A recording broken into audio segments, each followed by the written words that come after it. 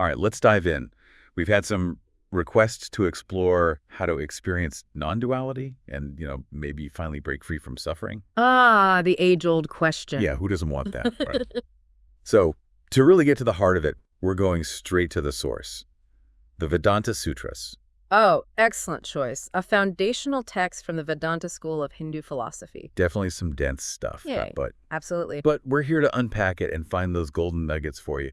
And luckily, we've got an expert to help guide us through it. Well, I'm excited to dive in. What I love about the Vedanta Sutras is that it doesn't just throw out mystical ideas. I mean, it really digs deep into the nature of reality, using logic and debate to explore this path to liberation. Yeah, I was struck by how the text tackles the idea of escaping samsara, that endless cycle of birth, death, and rebirth. Yeah. It's like you're on this cosmic treadmill just going nowhere. Exactly. And it's that cycle that the text identifies as the root of suffering. And it says, true freedom, true liberation comes from knowledge, specifically knowledge of Brahman. Okay, so Brahman, for anyone who's not familiar, think of it as the ultimate reality. Right, the essence behind everything. So wait, are you saying good deeds, all those karma points we try to rack up? Yeah. They're not the answer. That's where it gets really interesting. The Vedanta Sutras actually draws a clear distinction between actions, what it calls karmakcha, and knowledge, which it calls jnanakat. Okay. And it says even those good deeds, while important, ultimately lead you right back into that cycle of samsara. So it's like what, earning a temporary upgrade on the cosmic treadmill? You could see it that way, yeah. But it's knowledge that truly breaks the cycle. So, hold on, you're saying even good deeds aren't enough. Mm-hmm. Okay. So what kind of knowledge are we talking about here? What kind of knowledge breaks us free? Well, there are two types of knowledge within Janakat. Okay. There's knowledge of what we call the lower Brahman, which is kind of tied to the world and its qualities. But then there's knowledge of the higher Brahman. And that transcends all of that. Oh. That higher knowledge, that's the express lane to liberation. Okay, I'm intrigued. But how do you even begin to grasp something beyond qualities? It's a tough concept for sure. Well, the text uses this incredibly powerful phrase, that art thou. Okay. Basically, it's saying your individual soul, the Atman, it's one with that highest Brahman. Imagine realizing that you're not separate from this infinite, all-encompassing reality, like a drop of water realizing it's part of the ocean. That art thou. Yeah. Wow. I mean, that's some heavy stuff. But what does realizing that even mean for how we live our lives? How does that translate into, everyday experience? Well, if we zoom out a bit, that art thou, it shatters the illusion of separateness. You start to see through the ego. Yeah. And recognize this fundamental non-duality, that you're one with everything. And that's the key to unlocking freedom from suffering. It sounds almost too simple. But I can see how that realization, if you really embodied it, would completely turn your whole world upside down. Absolutely. It changes everything from how you perceive the world to how you experience your very place in it. One thing that really stood out to me as I was reading through the Vedanta Sutras is just how much of the text is actually dedicated to debating whether certain Vedic passages refer to Brahman or not. It's like this philosophical detective story trying to decipher these ancient clues. That's a very sharp observation, and it really shows how tricky it can be to try to define Brahman. It's not something easily pinned down. Yeah. And so the Vedanta Sutras approaches this from different angles, analyzing various descriptions found in the Vedas. Right. Like, for instance, there's a discussion about this golden person that's seen within the sun and within the eye. Right. Is that the individual soul, or is that Brahman? What about the ether that all beings are said to originate from? Yeah. What is the nature of prana, the breath and light, as described in the Upanishads? There was one example that really grabbed me. I think it was the Adhikarat the Sixth. So where they're debating whether the Anandamaya, this being of bliss, is just a soul, or if it's Brahman itself. Yeah. And even the commentators can't agree. It's a fantastic example of how the Vedanta Sutras really pushes you to think critically. There's no easy answer, just these different interpretations. Yeah. It highlights the complexity of trying to understand Brahman, and it invites you to dig deeper, question, and explore these concepts for yourself. It's like the text itself is saying, hey, don't just take my word for it. Go on your own adventure of discovery. Exactly. It's like a map, but you have to walk the path yourself to truly understand the territory. Okay, so speaking of the path, the text mentions that practices like meditation and sacrificial works can help us reach liberation. And it even suggests that sacrifices without understanding their deeper meaning still contribute. I mean, that's pretty wild. Right. It's a bit counterintuitive. But the idea is that while actions alone won't fully liberate you, the Vedanta Sutras suggests they purify the mind. They can kind of set the stage for that deeper knowledge to take root. Okay. So they're like stepping stones. Right. Helpful, but not the destination. Ultimately, it's that knowledge of Brahman that destroys the ignorance, the avidya that binds us to samsara. So, okay, actions are like tilling the soil before planting a seed. Exactly. Okay, and what about meditation? Does the text have specific instructions? It does. It advises sitting, picking a quiet place, and focusing until death. Whoa. Sounds intense, right? Right. But the idea is these practices build the focus needed to see through all those illusions and truly realize your true nature. I did read somewhere, though, that even there's debate about whether those rules apply to every type of meditation. Oh, absolutely. Again, no simple answers here. The Vedanta Sutras offers these multiple perspectives, acknowledging that the path to liberation is very personal. It's about finding what resonates with your own longing for freedom. Yeah, makes sense. This kind of leads to another point, which is how the text itself actually acknowledges that it's tough to find, like, one clear-cut interpretation of the Upanishads. It's like the text itself is saying, hey, this is hard stuff. Well, and the fascinating part is that this difficulty, it's not seen as a flaw. You see, the Upanishads were composed during this time of immense change, where thinkers weren't necessarily limited by rigid rules or doctrines. That reminds me of how the text describes these legendary figures, getting teachings from the most unexpected sources, fathers, kings, even bulls and birds.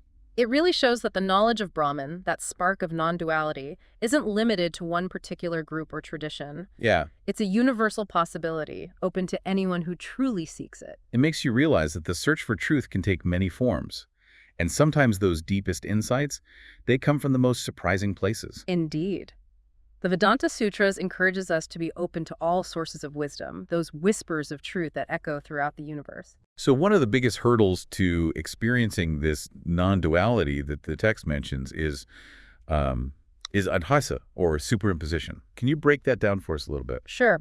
Adhyasa, basically it's mistaking yourself, the subject, with the non-self, the object. It's what makes you say, that's me or that's mine about external things. Like, mistaking a rope for a snake in the dark. Oh. It's that misperception. So it's like we're seeing ourselves as separate from the world when deep down we're not. Exactly. The text uses this example of someone mistaking mother of pearl for silver because of their memory, showing how adhyasa works through past experiences.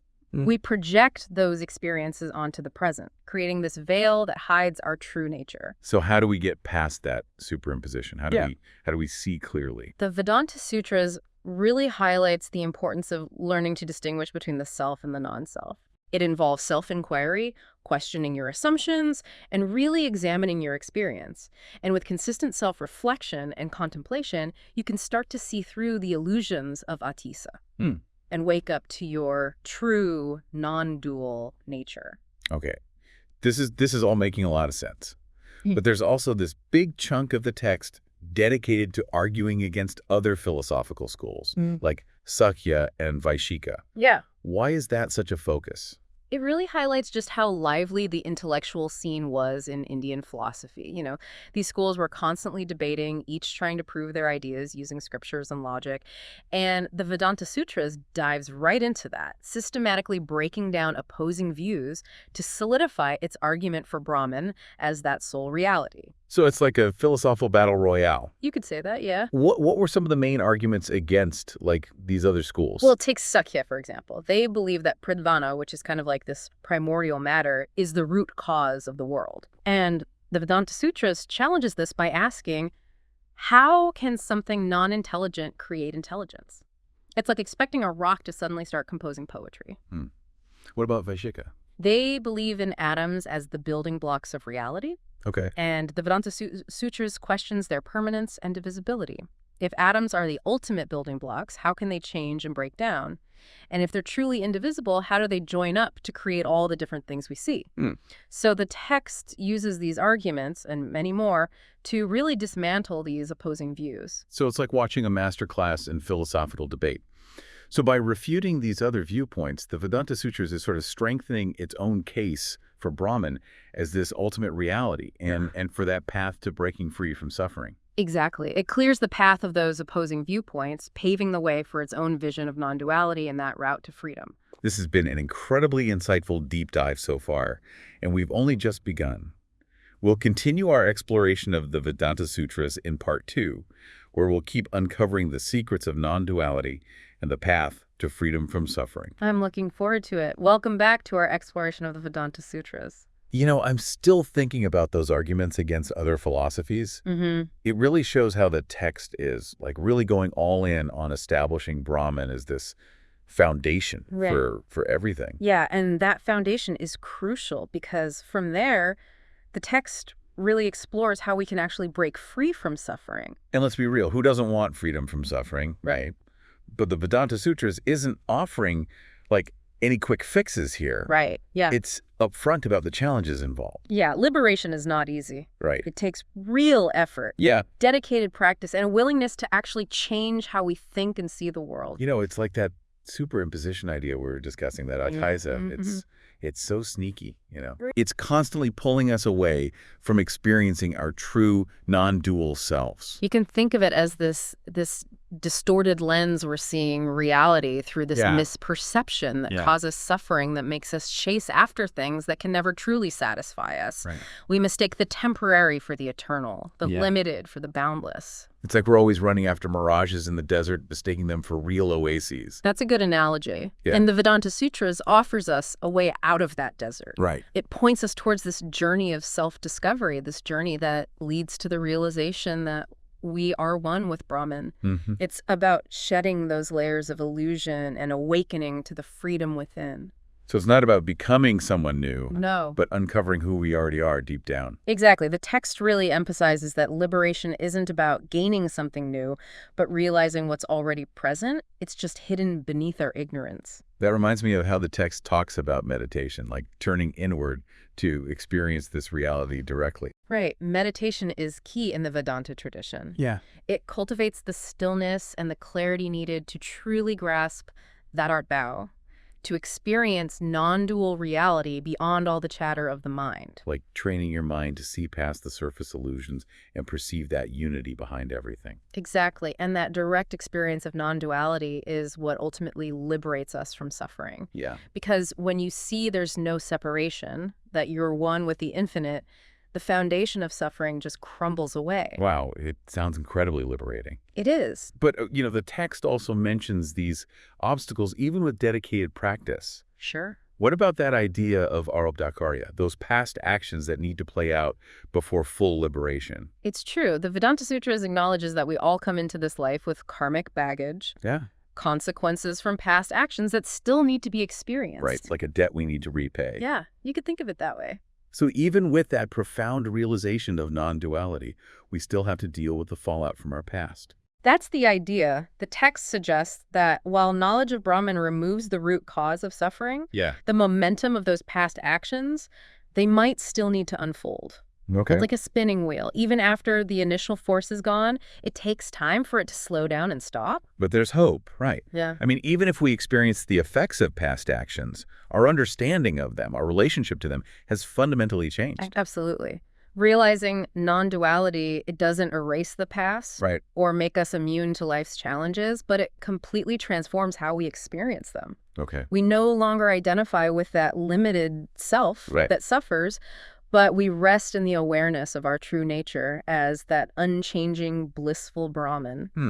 It's like watching a movie. Yeah. Even though the characters on screen are going through all this intense drama, we know it's not real. Right. You know, we can just observe it without getting all caught up in the story. That's a great analogy. Yeah. It highlights that shift in perspective that comes with non-duality. Right. We're no longer victims of circumstance, but the awareness in which all those experiences arise and dissolve. You know, and this kind of ties back to how the text spends so much time refuting those opposing philosophical views. It's like the Vedanta Sutras is saying, hey, there are other ways of looking at things, but let's test them. Let's see if they hold up. It's not about dismissing other ideas outright, Right. but engaging in this rigorous debate Yeah.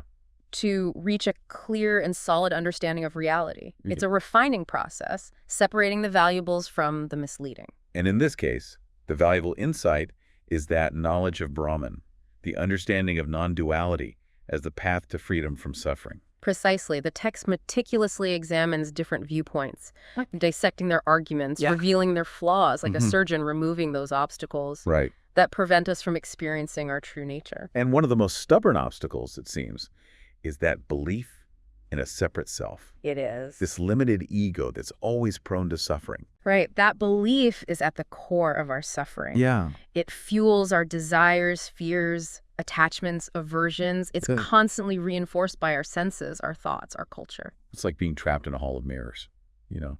Yeah. Constantly mistaking those reflections for the real thing. Right. But the Vedanta Sutras shows us how to escape that hall of mirrors. Yeah. It guides us towards the knowledge that shatters those illusions and reveals the truth of who we are.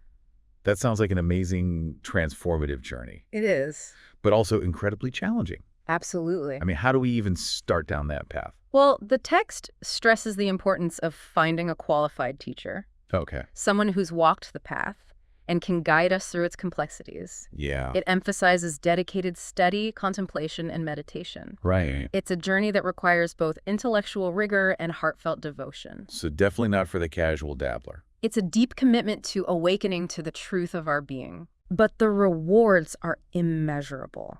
Freedom from suffering, lasting peace, and the realization of our full potential, all within reach.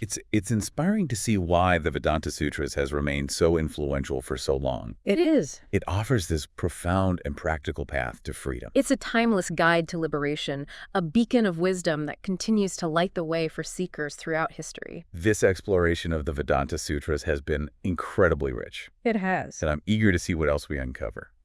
We'll continue our deep dive in part 3. Going even further into these mysteries of non-duality and the path to freedom, so don't miss it. Back again for the deep dive. Wrapping up our exploration of the Vedanta Sutras, and I gotta say, this whole deep dive, it's really shifted my perspective. I'm looking at the world through a whole new lens. Well, it has been quite a journey, hasn't it? It has. These ancient teachings, they offer such profound insights into the nature of reality and that path to liberation. And they're just as relevant today as they were centuries ago. It keeps coming back to me. This idea that freedom from suffering, it's not about escaping the world, right? No. Or becoming some kind of emotionless robot. Yeah. It's about understanding our true nature and seeing the world differently. You've hit on a key point there. The Vedanta Sutras, it's not about detachment or denial. It's about transformation. Right. It's about recognizing our connection to everything around us. We're not these separate entities, but expressions of that same underlying reality, right? The Brahman we've been talking about. So it's less about changing our external circumstances and more about an internal shift.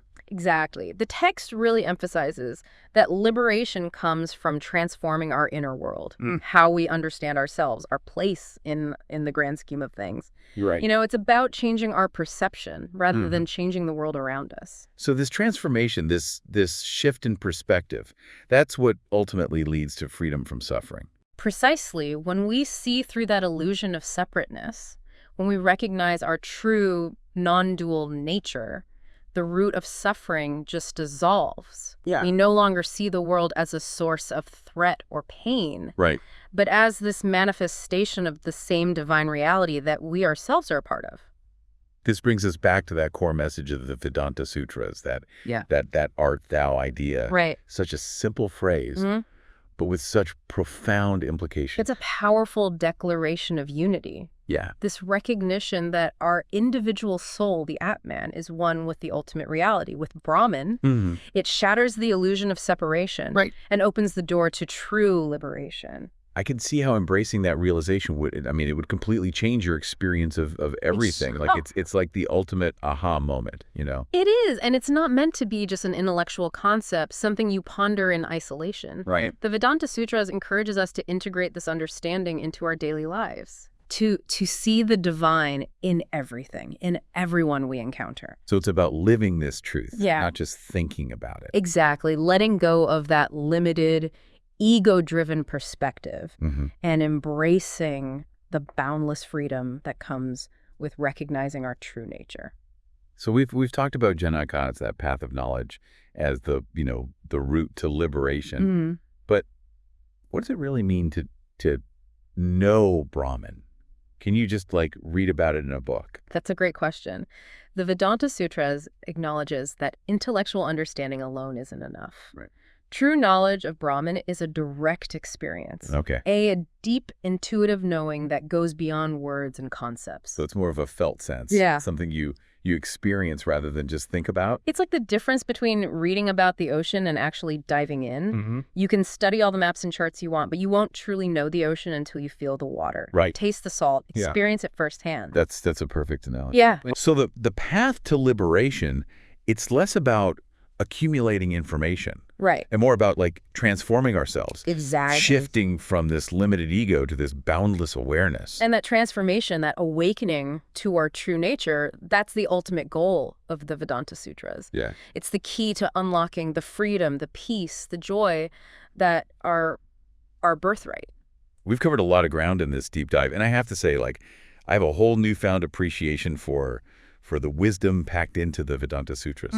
It's a challenging text. It is. But also incredibly inspiring. Yeah. It makes you want to keep exploring these ideas, And remember, you're not alone on this journey. Yeah. The Vedanta Sutras reminds us of the importance of guidance from teachers, the support of fellow seekers, connecting with others who share that yearning for freedom. It can make all the difference. That's great advice. And to all our listeners out there, keep exploring non-duality. It's a path that can lead to incredible transformation and lasting fulfillment. And as always, if you have any questions or topics you'd like us to dive into in the future, let us know. Yeah, we're always excited to explore new depths of knowledge and share our discoveries with you. Until next time, keep diving deep.